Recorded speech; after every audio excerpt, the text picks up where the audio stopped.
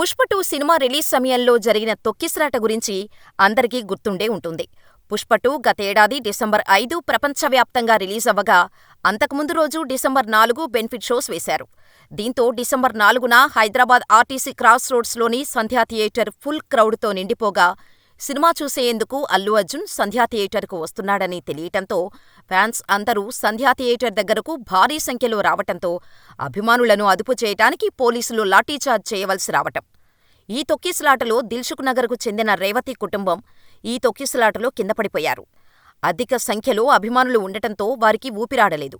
వారిని గమనించిన పోలీసు సిబ్బంది వెంటనే బయటకు లాగారు. రేవతి కుమారుడు 13ఏళ్ల శ్రీతేజకు సిపిఆర్ చేసి దుర్గాబాయి దేశ్ముఖ్ ఆస్పత్రికి తరలించారు. అప్పటికే రేవతి మరణించింది.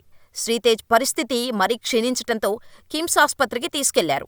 అప్పటినుంచి అక్కడే అతనికి చికిత్స అందిస్తున్నారు వైద్యులు. ఇప్పటికీ 57 రోజులు గడిచిపోయాయి. మరి శ్రీతేజ్ ఆరోగ్యం ఎలా ఉంది? ఏమైనా మెరుగుపడిందా?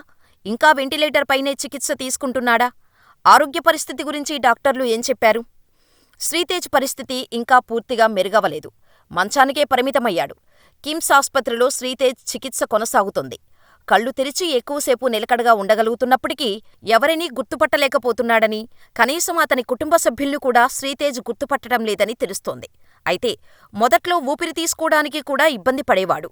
ఇప్పుడు ఫ్రీగా ఊపిరి తీసుకోవటంతో అతనికి వెంటిలేటర్ను తొలగించారు. నోరు తెరిచి మాట్లాడలేని పరిస్థితిలో శ్రీతేజ్ ఉన్నాడు. వైద్యులు ముక్కు వద్ద అమర్చిన సన్నని గొట్టం ద్వారా లిక్విడ్ ఆహారం అందిస్తున్నారు. అతను ఎప్పుడు కోలుకుంటాడు అనే ప్రశ్నకు డాక్టర్లు కూడా సమాధానం చెప్పలేకపోతున్నారు. శ్రీతేజ్ త్వరగా కోలుకోవాలని తండ్రి, చెల్లెలు 1000 కళ్లతో ఎదురుచూస్తున్నారు. శ్రీతేజ్ వైద్యానికి ప్రభుత్వం సాయమందిస్తోంది. అయితే ఈ ఘటనలో సంధ్యా థియేటర్ యజమానితో పాటు మేనేజర్ని అరెస్ట్ చేశారు. సరైన భద్రతా చర్యలు చేపట్టని సెక్యూరిటీ మేనేజర్ని కూడా అరెస్ట్ చేయటం.